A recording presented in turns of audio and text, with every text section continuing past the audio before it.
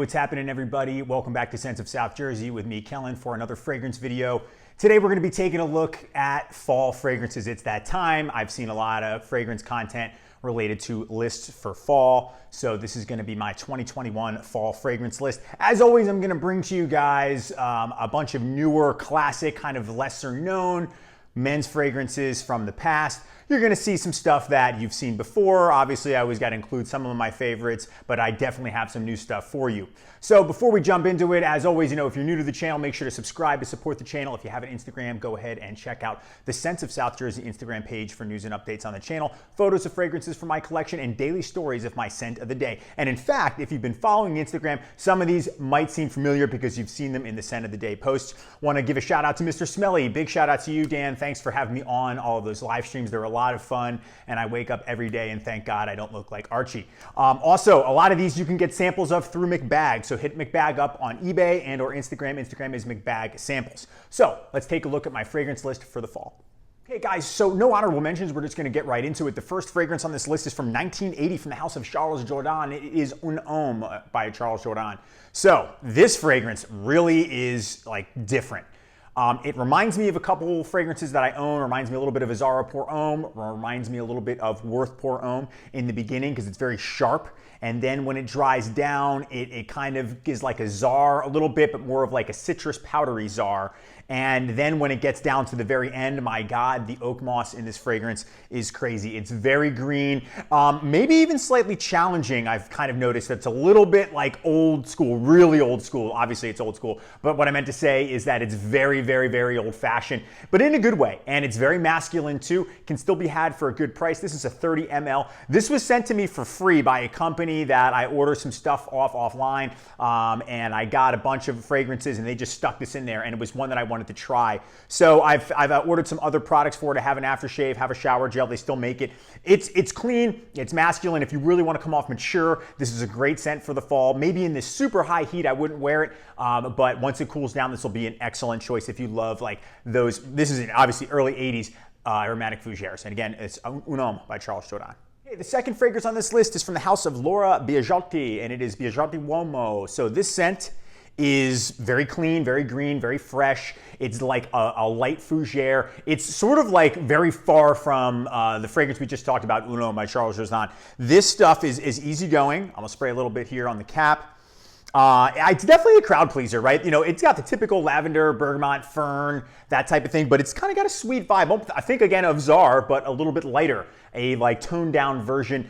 It's still masculine, but I would imagine this to be a crowd pleaser. Like this is a good fragrance, and they're out there. This is a 50 ml. I want to thank Al Manzano. He sent me this for free, man. Thank you so much. He's like very knowledgeable, and he lived the era of the fragrances that I adore. You know what I mean? He lived it. He grew up in that era. He wore these fragrances, and he tracked this down, and he sent it to me, man. So I really appreciate it. Thank you so much. And he was trying to get on the Mr. Smelly live stream, but he just had a poor connection. So anyway, this stuff though, it's got kind of a big fresh floral and citrus, and then there's definitely some green notes in there, the oak moss and the very dry down. It's still masculine, but it's much lighter. I think it's an easier wear than some of the other fragrances that I may talk about. So this is definitely one to check out if you like that kind of scent. Again, it's Biagiotti Uomo by Laura Biagiotti. Hope I'm saying that right. Okay, fragrance number 3. This is a 1984 Chypre from the house of Borsellino, another Italian fragrance. It's Borsellino by Borsellino. So this scent, wow, it's pine green, floral, moss, leather. It's got a woody sweetness to it. And when I say sweetness,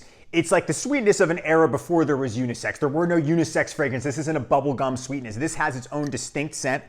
It's just like, but it's a powerhouse too, don't get me wrong.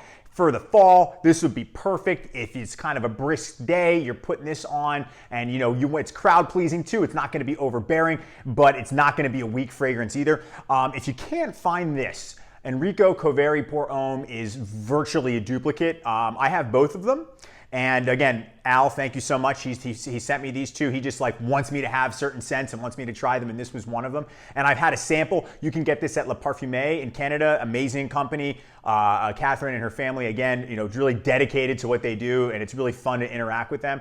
But this is a scent that you can get the entire body line of, but it's very, very clean smelling, and it's strong, but not like old-fashioned smelling or anything like that. If you are afraid of dated scents, you like the idea of a classic masculine men's fragrance, but you're kind of uneasy about wearing some of the ones that are really strong, Borsalino is a fantastic choice. And for the fall, I think it's a perfect scent. And again, it's relatively inexpensive compared to some of the more rare discontinued fragrances. Okay, fragrance number 4, there is no denying this one, 1978 from the house of Ralph Lauren. It is Polo for Men, otherwise known as Polo Green. The OG of masculine men's fragrances, at least one of them. You can't do a cooler weather list without talking about this one. So you got green moss, you got leather, you got pine, you got tobacco, you got that all infused into a melting pot of notes that create this masterpiece. This fragrance has stood the test of time. It's hands down the best from the house. I like this and I like Crest. Crest is even harder to find. This is still being made. Should they ever discontinue it, shame on them. I don't think they will though, because it's kind of like the original fragrance. And this is a modern bottle. I wanted to finish this one before I broke into my vintage bottle. I will do a then and now video on this eventually, but this one, the only difference really is the opening in the modern versions to me sort of has like a hay, like hay you get at a barn, hay is for horses type of hay, smell to it. And then the dry down is pretty much the same, but the opening and overall of the vintage is just on a whole other level. That's one of the fragrances where definitely getting the vintage, if you can find it, a Cosmere version, is worth it. But this one, it smells like money, success, wealth. Just like I mentioned in that country club, this is it. The guy that wears this is confident, doesn't care what you think, and he's going right in your face and he's gonna steal your girl. That's what it does. Polo for Men. Okay, fragrance number 5. This is a new fragrance in my collection and it was an instant hit for me. I've seen it for a long time, seen it on Instagram. I've seen it on eBay. That's where I got it. So I'm not sure if it's discontinued or not. It could possibly be discontinued, and I don't know if this is a vintage or a modern. Anyway, it doesn't matter. I absolutely love it. It's from the house of Basile. It is Basile Uomo. So one easy way to describe this, again, it's a Chypre from 1987. To me, this is the Italian Paco Rabanne Pour Homme. It's like Paco Rabanne Pour Homme, even the bottle looks like it. It's missing the built-in sprayer. Shame on them for not doing that, but what are you gonna do?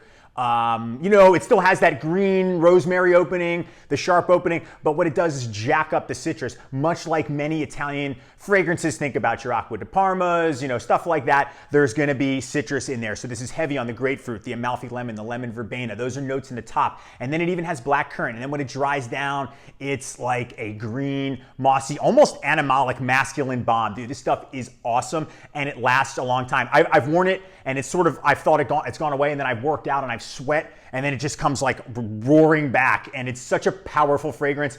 And I was able to track down a body wash, and that's such a clean scent too. This is clean but dirty at the same time, sort of has that Kouros effect where it does both things.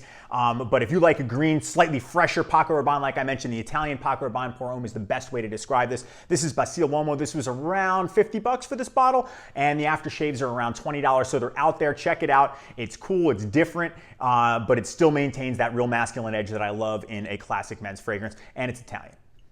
Okay, so moving into the next fragrance, fragrance number 6 from the house of Francesco Smalto. It is Francesco Smalto Pour Homme. This is a 1987 aromatic fougere. So another classic men's fragrance, fougere style fragrance. This one shares some similarities with some other classic famous ones, but I'd imagine that if you could describe this, just like I did with Basile Uomo, if you want to compare it to another fragrance, think Drakkar Noir, except with very enhanced leather notes. It's a stronger, darker, deeper Drakkar Noir. The leather sort of sits on top and everything else kind of has to fuse through that leather. So you're taking your lavender, your oak moss, and those things are going to get infused with leather, and they come out too. So it's a green, strong, dark fragrance, perfect for the fall weather. Think of, another cool, brisk day, maybe evening wear. You're stepping out, you want to smell masculine, you want to smell nice, you want something that's strong in the beginning, but it's not going to be overbearing the entire night.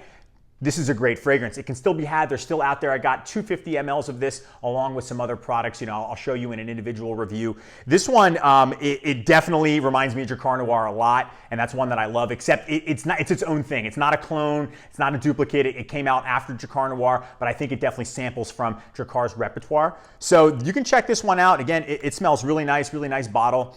It's just a classic scent too, and I think a perfect one for the fall. They have body wash, they have aftershave, and if you're into that type of leather green, you'll really enjoy this one. Okay, fragrance number 7 from the house of Christian Dior. This is the 2016 re-release, relaunch, whatever you want to say, of the classic Yule or Jules, however you want to pronounce it. This stuff is an aromatic green fragrance. And it's really got a simple note breakdown compared to the vintage one, right? I'm referring to the relaunch because that's what I have. I've never tried the vintage.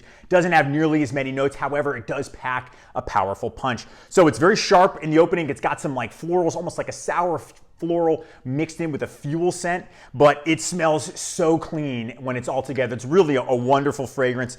There's sharp pine, fir, leather, all that is infused together, and it really is like an excellent fragrance. This is something, you're going to be well put together to wear. I would wear this a little bit more on maybe more of a formal fall occasion. I wouldn't necessarily make this my daily fragrance, but you're going out at night, you're, to a nice dinner, you have some sort of event at work, you don't need a lot of this. You maybe do 2-3 sprays max, and you're gonna be set. It performs like a monster, and it's not the cheapest fragrance in the world. However, you can still easily get it, at least in the United States. I went on the Dior website, I ordered, I had it the next day, several months back, but I've been waiting for the weather to drop just a tad to wear this. If you're really seasonal conscious, I'm not as much. I kind of wear whatever I want, whenever. I'll wear really heavy fragrances in the summer just because I like the smell, because I wear them for myself. However, if you do think about what's going to be more appropriate, this is definitely going to be one where it's fall, winter, spring, and the summertime maybe it's a little much, but this is an excellent one. I'm so happy that they kept it around, and for a 2016 release, bravo, Christian Dior. Okay, so fragrance number 8, I'm actually really excited to bring this one to your attention. People that watch a lot of my channel, you never see anything new, right? And, I apologize, but I don't at the same time because classics are what I'm into. However, I learned about this fragrance from Ashton, Jensen's. I was watching a video a couple months back, and he actually talked about it. I know Jeremy had talked about it once on one of his blip videos, little shorts. This is from 2020, so this is pretty much brand new, last year. It's an amber spicy, and it's made by the famous perfumer Alberto Morillas, and it is No Limits by Philipp Plein. Philipp Plein is like an obnoxiously expensive clothing brand. So, think about like you're on their website or you're in their store and you're like, hey, how much is that white undershirt that has no logo whatsoever? And it just says Philipp Plein like microscopically in the back of the tag. And they're like, that'll be $1,000. That's the type of clothing store it is. It sort of reminds me, they have some other obnoxious pattern stuff. And I like that type of thing sometimes, but these are really, really edgy, almost like punk rock chic type of thing, and they're overpriced. It's ridiculous. Sort of reminds me of like an Ed Hardy or a Christian Auduget, kind of like that style back then, those, but like quadruple the price. Anyway, their fragrance is pretty affordable. Look at that, it's like a credit card. It's got a built-in sprayer and an insane atomizer, but they did it right. They didn't make a blue, mass-appealing fragrance. This stuff is strong, spicy, leather, patchouli, chocolate. It works. It's a little sweet, but it's not like, little bubblegum sweet at all. This stuff is awesome. I'm actually really happy to have it. I was able to track down a body wash. Even this is strong, and it's brand new. You can get it. I got mine on Fragrance X a couple months ago, and they had a great deal. This was really cheap, because I think it's more expensive on his actual site. So, this is definitely great for night out. You don't want to go to a club, you want to go to a bar, you're on a date. This will definitely, I can see women loving this fragrance. I haven't really put it to the test yet, but I'm going to start doing that. But I think it's cool. It's got an obnoxious box. I love obnoxious packaging. Look at the box. It's got that holographic skull. This is really cool. I'm proud of the house for making a scent like this. Think about Gucci Guilty Absolute, right? That's like the redheaded stepchild of the Gucci Guilty line. So fragrance enthusiasts enjoy that one, but the common fragrance wearer may think that doesn't smell nice, and it's kind of like almost niche quality. This is like the more designery version of that, and that's why I like it. So I'm actually really excited to wear this one, and it's easily available. You can get it anywhere. Again, it's No Limits by Philipp Plein. Okay, the 9th fragrance on this list is actually my scent of the day. It's 1981, released from the house of Calvin Klein. It is the original Calvin by Calvin. Guys, this scent, I'm gonna spray some on here. Spray some on my hand. This scent is incredible. Hands down, the best thing Calvin Klein has ever made, will ever make. Of course, they're like, this is great, let's discontinue it and make stuff like CK1 Summer 5000. So this stuff, to me, is really green, but it has a bright, fresh, floral muskiness to it too. It's very hard to describe how good this is. It sort of reminds me of Polo, but not as heavy. Sort of reminds me of Polo Crest, but not. It's its own thing.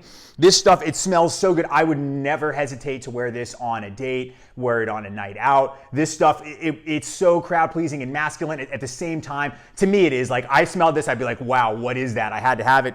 They make an aftershave. I shaved today. They have a little aftershave splash. I got this on a 50 ml. You can see there, got a nice dabber. And then I wanted to get a backup bottle, and I did, and it happened to be, I have the box upstairs, but it happened to be a cologne version. So they have a cologne, an eau de toilette, and an aftershave. So the cologne smells equally as strong as the eau de toilette. This is just the spray, so it's a little bit easier to wear, but this is cool too. So they have a couple different concentrations. I probably doubt that they had an eau de parfum. They didn't really do that in the 80s, as far as I know. But this stuff is really good, and I think it's hands down, again, like the best thing Calvin Klein's ever made. It's just, it's a medley of notes together, but it's just a beautiful floral, musk, green, mossy, and bright fragrance. It does a lot at the same time, but comes together to make an excellent scent, and it's extremely long lasting. If you guys can find this one, absolutely pick it up. That's the original Calvin by Calvin Klein. Okay, the final fragrance on this list, I don't want to say I'm saving the best for last, but you know, this is the best and I'm doing it last. It is Kouros by Saint Laurent. This is my 2010 vintage version. You can see the silver shoulders, not as off-white. It's kind of got like a faded white, but it's just, you know, again, the greatest of all time, the best smelling fragrance in my opinion, one of them. You know, I have favorites. Caesar's, man, I wanted to bring in here, but I've talked about that one a little more recently. I always talk about Kouros, but that's because it's always something I reach for. It really is my signature scent amongst all the scents that I wear. It's clean, it's dirty, it's animalic, it's musky, it's amazing, it's bright, it's polarizing. Some people hate it, but it's something special, and it's something I will always wear and always have. To me, it just, you know, exudes confidence, masculinity. It's an amazing fragrance. Every guy should own this stuff. If you can get a vintage, great. If not, you don't need it. The current formulation is awesome in its own right. They have every body line product you can get if you track them down. I wear this all year round. You can wear this in the summer. However, I would imagine, again, more season-conscious fragrance wearers would probably want to put this in the cooler months, and fall's a great month to start wearing it in. And it lasts so long. Spray it on your clothes, it lasts even longer. You wear this with confidence, people are going to think it smells good. End of story. I don't care what anybody says. Kouros is the greatest of all time. Okay guys, those were my 10 picks for fall. Hope you enjoyed the list. Hope you enjoyed the video. I would love to hear from you guys. What fragrances are you gonna wear this fall? Do you have any of the ones that I talked about on the list? Are you looking to get any ones? Would you prefer to see some different ones? Also, let me know, out of the 10, pick like one or two that you'd like to see a individual review on, you know, soon, right? Like not like in a couple months, like one that you guys would prefer me to make, you know, in the next couple weeks, let's say. Because I got some stuff on deck that I need to talk about, things like New West. I've been putting that off for so long. But let me know out of these 10 which ones you'd like to see an individual review. Thank you guys so much for hanging out with me today. Thank you for watching. You know I always appreciate all of the interaction. Make sure to subscribe, follow the Instagram page, and I will see you all in the next video. Take care.